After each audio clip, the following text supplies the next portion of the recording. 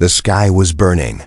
Above the unknown planet, a large cargo ship broke into pieces, fire trailing behind it like a dying comet. Inside the escape pod, James Carter held on tightly. His hands shook. His eyes stared at the screen, red warning. Lights flashing, alarms screaming. The pod was falling fast. Too fast. Brace for impact. The robotic voice repeated again and again. But James could do nothing now. With a loud crash, the pod hit the jungle floor. Trees snapped like matchsticks. Metal scraped rock. Smoke filled the air. Then silence.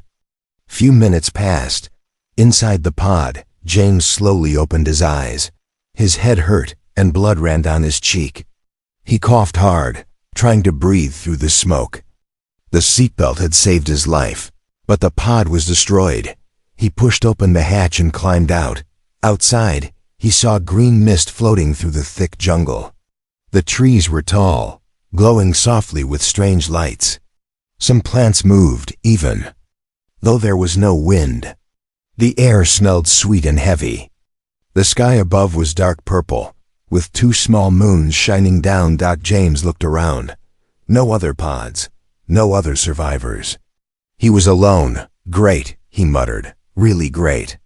He grabbed a small pack from the wreckage, a water bottle, a broken scanner, and one flare. That was it. No gun, no radio, no map. Just him and the wild jungle. James started walking. Every step felt heavy. Vines twisted around his boots. Strange insect sounds echoed around him. Clicks, whispers, distant roars. His skin itched. Something was watching him. He stopped.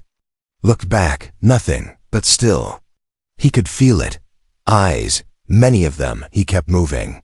He needed high ground. Maybe he could see the crash site from above. Maybe someone would come. Maybe suddenly he heard a sound. Snap. A branch broke behind him. He turned quickly. Nothing was there. Just trees, plants, silence. Then another sound. Closer. Snap. Crunch. James backed away slowly, his heart racing. He lifted the broken scanner, using it like a club. Sweat rolled down his face. Then he saw it. Eyes, glowing blue. High in the trees. Then more eyes. Green, yellow, watching, moving, shapes. Stepped out from the jungle shadows. They were tall, taller than humans. Their skin was smooth, with patterns like animal stripes. Their hair was long, glowing faintly. In the dark. Their clothes were made from leaves, bones, and strange metals. Each of them held a long spear that shimmered with electric light. They looked like warriors. Wild, beautiful, dangerous. James didn't move. One of them stepped forward, a woman with golden eyes and deep red markings on her skin. She pointed her spear at him. James raised his hands. "I'm not here to fight," he said slowly. "I crashed. I'm lost."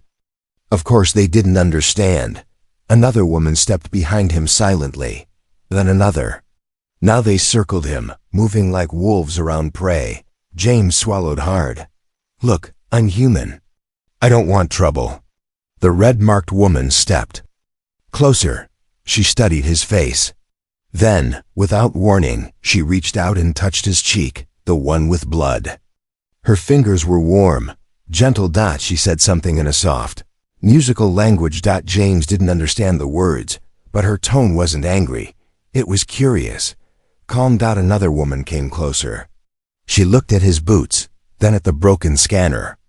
She whispered to the others. Suddenly, one of them grabbed his pack. "Hey," James said, but before he could move, the red-marked woman raised her hand. The others stopped. She looked into James's eyes again. Then she turned, made a strange hand signal, and the group began to move, fast, silent, like wind.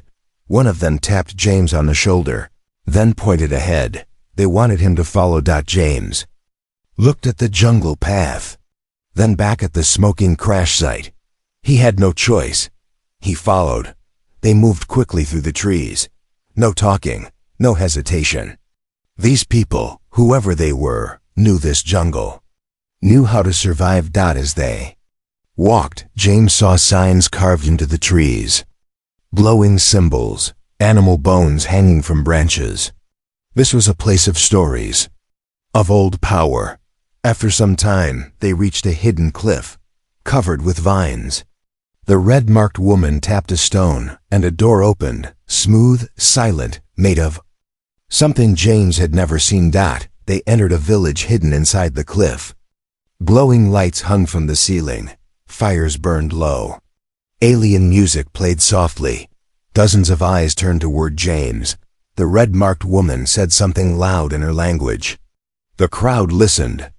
Then they stepped aside. James stood still. He didn't know where he was. He didn't know what they wanted, but he knew one thing. They could have killed him. Instead, they brought him here. Why? The red-marked woman stepped close again. She looked into his eyes, and then she smiled. James exhaled slowly. Whatever this place was, it wasn't home, but it was just the beginning.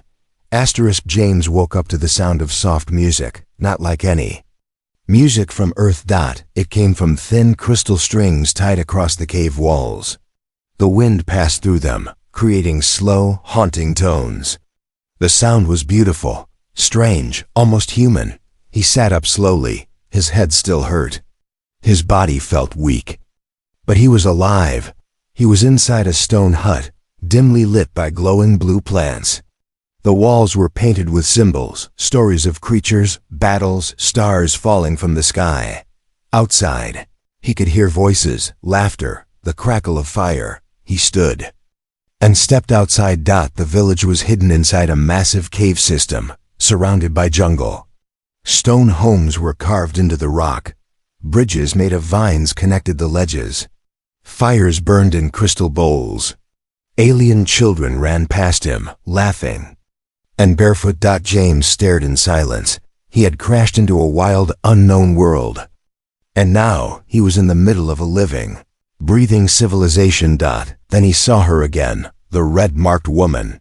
She was sitting near a fire, sharpening her spear with a glowing stone. Her golden eyes watched him quietly. She didn't speak. She didn't smile.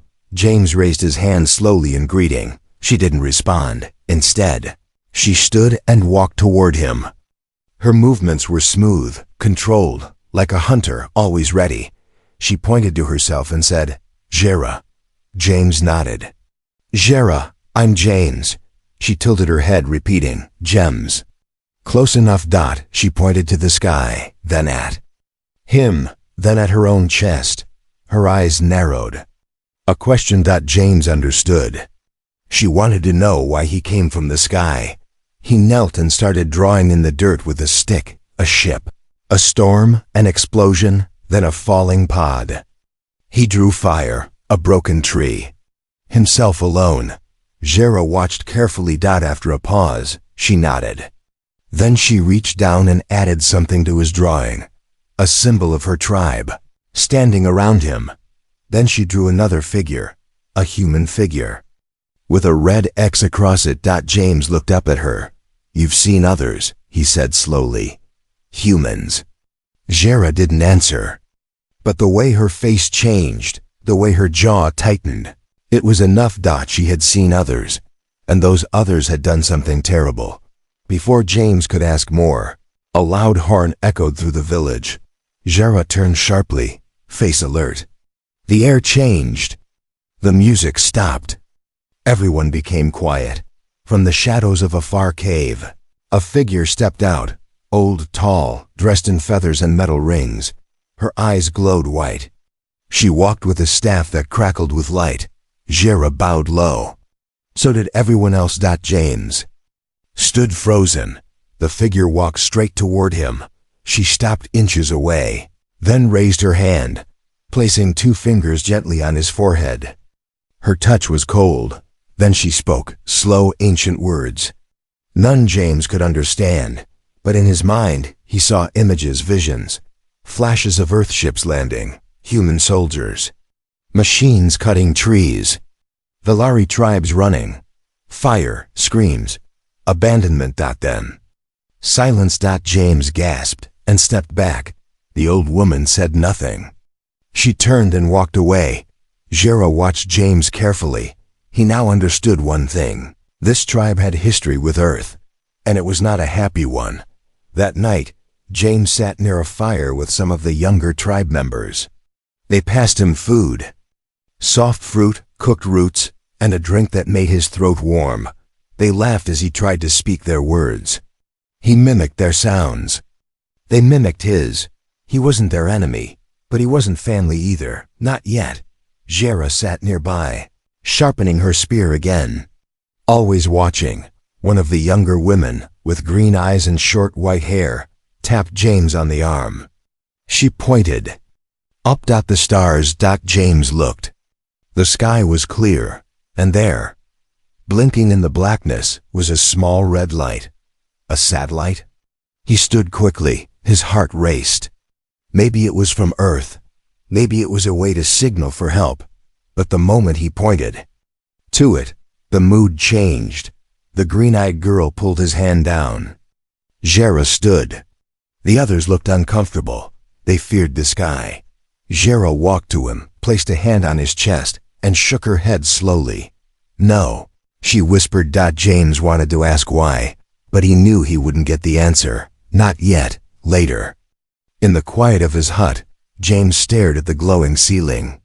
His thoughts were loud. This tribe was not simple. Not savage. They had culture. They had knowledge. They had pain, and they had secrets. Why did they fear the sky? Why had Earth abandoned them? And why had Jera touched his face that day, instead of killing him? James didn't have the answers, but he was starting to feel something unexpected. He didn't just want to leave this place anymore. He wanted to understand it. It started with a scream, not a human scream. It came from deep in the jungle, just before sunrise, loud, sharp, and then silence. James opened his eyes quickly. He wasn't in a dream. The scream was real. Outside, the Valari warriors were already moving, grabbing weapons, climbing ropes, whispering to each other in a language he couldn't follow. He stepped out of his hut. The sky was still dark, the jungle painted in silver moonlight. Jera was already standing near the edge of the cliff, spear in hand, eyes locked on the trees. What happened? James asked. She didn't answer. She only pointed. Far below, something was moving through the jungle. No, tearing through it. Trees shook, birds scattered into the sky. Leaves glowed for a second, then died out. The sound wasn't like footsteps, it was heavier. Mechanical. James narrowed his eyes. A shape came into view, tall, wide, and not alive. It was a machine, not like the old human machines. This one was twisted, broken, yet still hunting. Its legs were made from metal and bone. Its arms looked like claws mixed with wires. And where its head should be, there was a red light blinking. Like a heartbeat, Jera gave a sharp signal. Valari warriors disappeared into the shadows, taking position silently. No panic, no shouting. They had fought this thing before. James whispered, "What is that?" Jera looked at him. One word escaped her lips. "Watcher." The machine stopped near the base of the cliff. Its red light scanned the rocks. It released a high-pitched sound, like a scream mixed with static. Then it climbed. It didn't move like a robot. It moved like a predator. The Valari launched their ambush. Arrows of light, spears of fire, quick movements from all sides. The Watcher roared and swung its heavy arms, smashing into the stone. James watched in horror and awe. The battle was wild, almost beautiful. But the Watcher didn't fall. It kept fighting, breaking weapons, knocking back warriors. One Valari soldier flew across the rocks and didn't get back up. James couldn't just watch. He ran back into his hut, grabbed the small toolkit he had salvaged from the crash, and pulled out the one thing that still worked, a shock emitter, small and risky. He ran back to the battlefield. Zhira saw him coming and yelled something.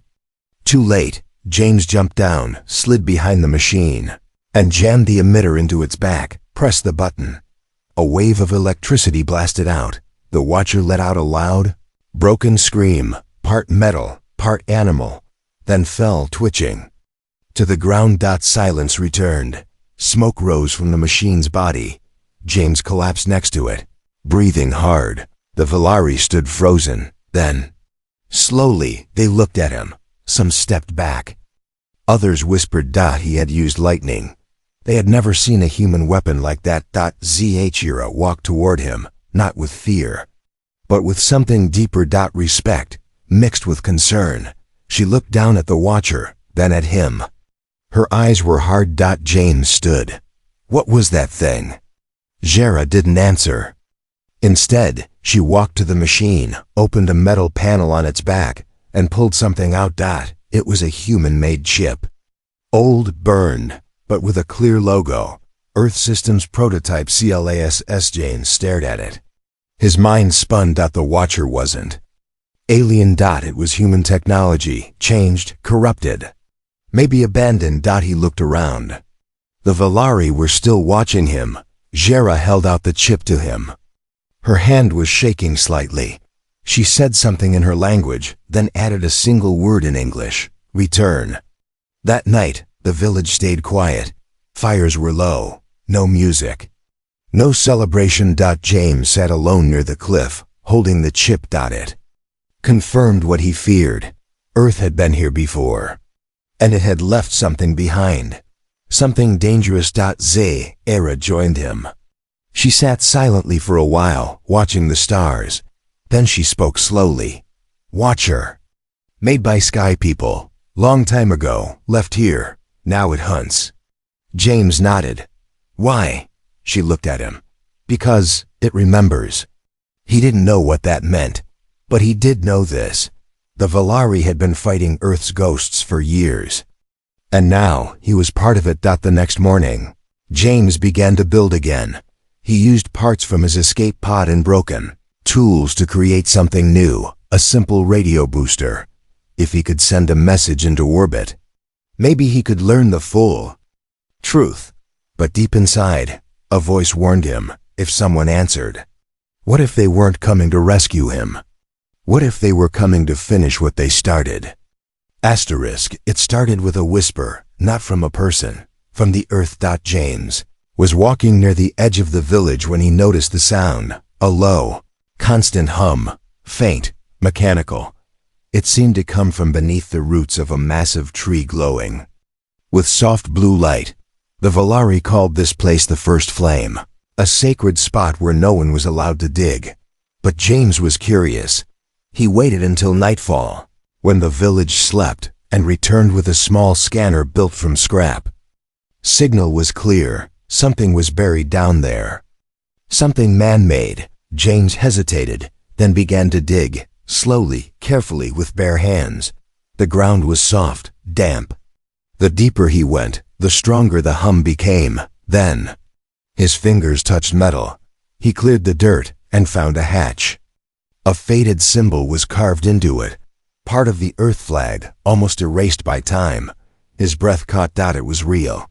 He pressed his hand to it, and the hatch clicked open with a soft hiss.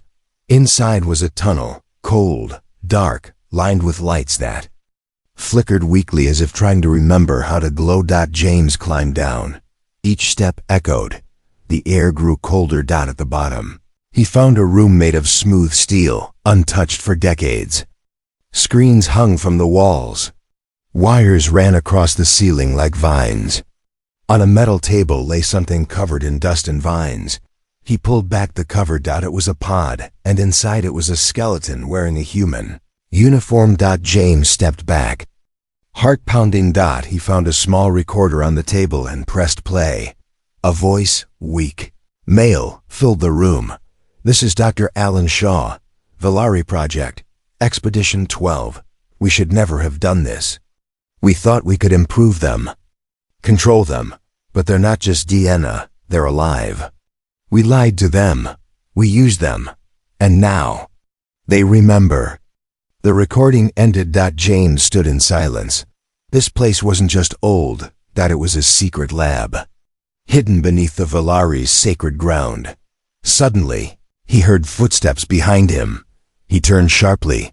Jera stood at the tunnel entrance. Her face was calm, but her eyes burned with quiet anger. James held up his hands. I didn't know. I swear, Jera walked slowly toward the pod. She looked down at the skeleton, then at the recorder. I know this place, she said quietly. My mother, she was born here. James blinked. What? Jera touched the side of the pod gently. Humans made us, changed us. We were part of a project, not a tribe. A test. James felt sick. He had come here thinking the Valari were just aliens. Just survivors. But they were more than that. They were created, changed by Earth science. Then abandoned. Ira looked at him again. Do you still want to leave? She asked. James didn't answer. Back in the village, word spread. The warriors didn't speak to James that night. They didn't touch their weapons. They didn't sing. They sat around the fire. Quiet. One of the elders finally spoke. We called it the sky curse, she said. We thought it was punishment from the gods. But now we know. It was Earth. James stood and faced them. They used you. They left you. But I won't. The words were simple, honest. He didn't try to defend his people. He didn't ask for forgiveness. He just made a promise. Later that night, Jera sat beside him near the tree. You should go, she said. James shook his head. Not yet. She looked at him. Why? He pointed to the stars. Because if Earth comes back, they'll bring more than watchers. And next time, they won't leave anything behind. Jera didn't speak, but her hand rested near his. Close, not touching. A gesture of understanding, maybe even trust. At sunrise, James returned to the lab and sealed the hatch again. The truth was buried, but now he carried it inside him. The Valari were no longer a mystery. They were a mistake Earth tried to forget. And James knew what was coming next. If Earth found out he was alive, they would come again, not to rescue him, but to erase the past. And this time, James wouldn't let them. The jungle was too quiet. No birds, no insects. Not even the wind. James stood at the edge of the village, staring into the trees. Something had changed. He had lived with the Valari for weeks now. He had learned their food, their silence, their rhythms. But today. Everything felt wrong. The silence wasn't peace. It was waiting. Behind him, the Valari moved slowly. No music, no laughter. The children were kept indoors. Warriors sharpened their weapons again and again. Even the sky looked darker, not from clouds but from something above the atmosphere. Something watching. Jera approached from the cliffside. They feel it, she said softly. James didn't ask what. He already knew. The sky had eyes again. That night, James returned to his hut. He lit a small fire, then opened the small box he had hidden under the floorboards. Pieces of his crashed pod, rewired and reassembled. It had taken him days. But now it was complete. A basic signal booster connected to a tiny transmitter. Not strong, but strong enough to reach orbit. He held the device in his hands. Jera had warned him before. The Valari feared the stars for a reason. They believed calling the sky would invite death. But James needed answers. He needed to know who was watching. He took a deep breath and pressed the button. The device buzzed to life. He typed a message, short and clear. Survivor from crash. James Carter. Coordinates locked. Request response. The signal shot into the sky like a whisper. He waited. 1 minute. Nothing. 2 minutes. Then. The screen flickered. A reply appeared. Signal received. Tracking confirmed. Prepare for extraction. Warning. Valari are classified hostile. Do not trust them. Repeat. Do not trust them. James stared at the screen. His hands shook. They knew. The Valari were here, and they called them hostile. He looked toward the firelight, outside his hut, where Jera was helping a child mend a broken spear. Her movements were gentle, her face calm, hostile. He turned off the device. Something didn't feel right. The next morning, the Valari gathered near the sacred tree. Jera stood before the tribe. Her face was unreadable. Then she spoke, slowly, carefully, in the tribe's language. James couldn't understand all the words, but he caught one. Signal. Every head turned toward him. His heart sank. They knew. Jera stepped forward and placed something in his hand. His transmitter. Burned. Smashed. Destroyed. Someone had found it. And someone had told her. She didn't yell. She didn't strike him. She just whispered, "You called them." James looked at her, ashamed. "I just wanted the truth." Jera's eyes held pain, not anger. "You already had it." That night, clouds rolled over the village. Thunder cracked. But it wasn't from the sky. It came from above, loud engines. Roaring in the darkness, James ran to the cliff. There it was, a shape in the clouds. A ship, Earth-made, black and silent, not a rescue ship, a military one. No lights. No open channels. No landing sequence. Just orbit. Watching. James turned to Jera. "They're here." Jera nodded. "We know." He grabbed her arm. "We have to hide or fight." She looked at him, not with fear, but with sadness. "They do not come to speak, James. They come to finish." James felt cold.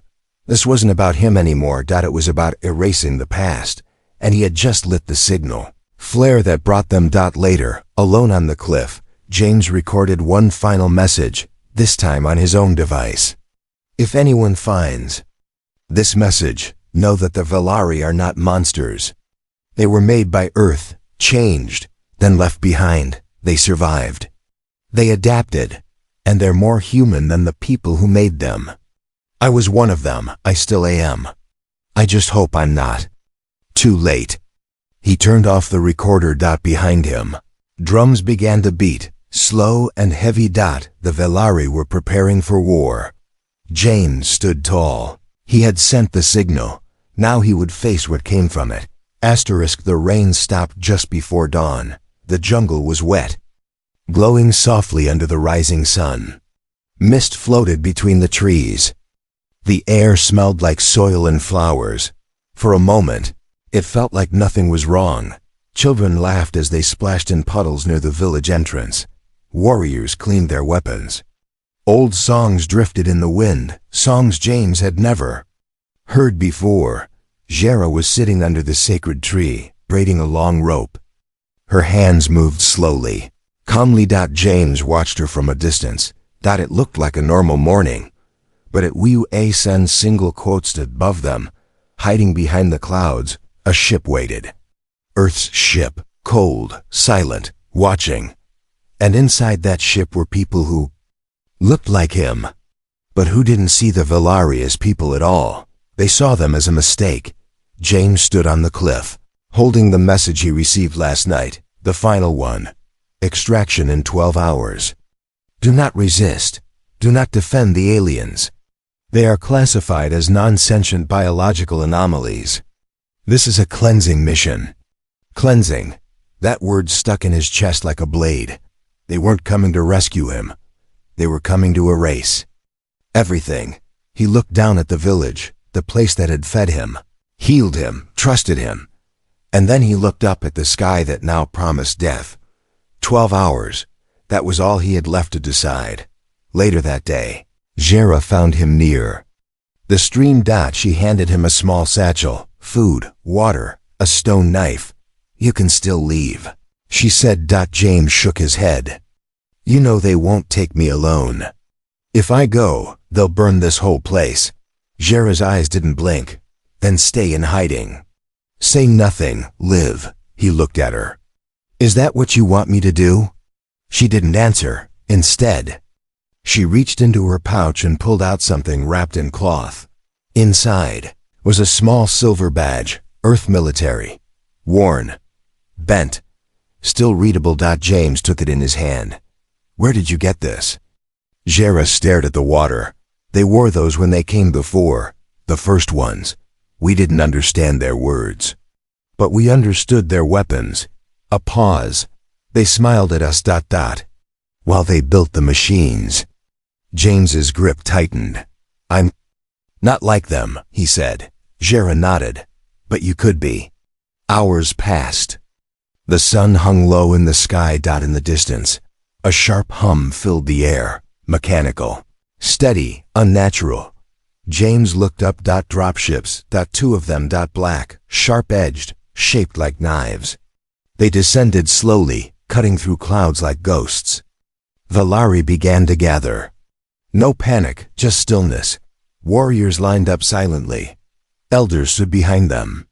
Children were led away, deeper into the jungle. Jera stood at the front. James stood beside her. One of the dropships landed near the edge of the forest. Its ramp hissed open. From the smoke stepped 5 human soldiers in gray armor. Their faces were hidden by helmets, guns ready.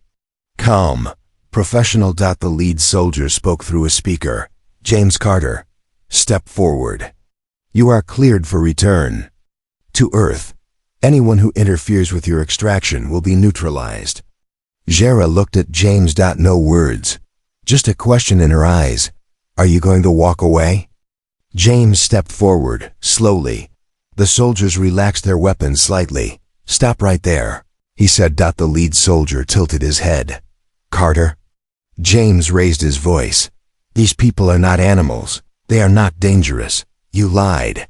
The soldiers didn't answer. He kept going. I'm not going with you. Not if this is what you came to do. Behind him, Valari warriors raised their spears. No fear, just fire in their eyes. The lead soldier gave one final warning. Stand aside, Carter, or be marked as hostile. James took one last look at the badge in his hand. The one from the last time humans came here. Then he dropped it to the ground. Mark me as hostile.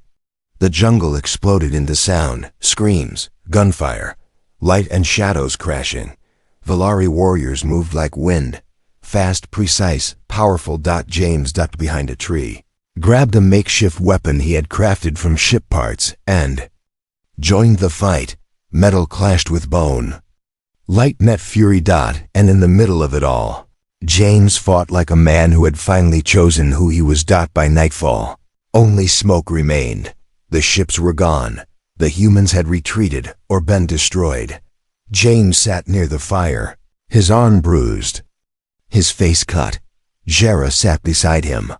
She didn't speak. She didn't need to. James had made his choice. Earth had called him home, but he had found something better. They painted his skin with ashes. Not to mourn him, but to mark him. James stood in the center of the village, shirtless, silent.